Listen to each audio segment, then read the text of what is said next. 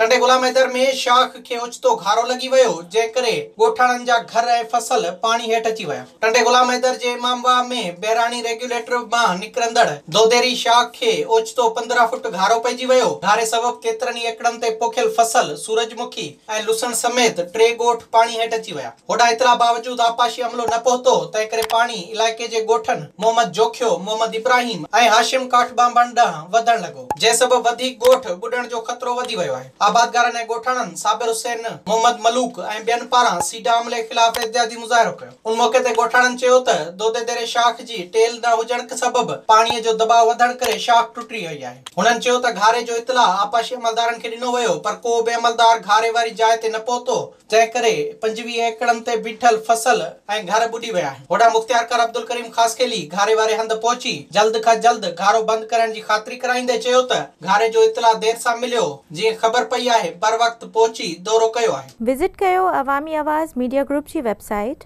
awamiawaz.pk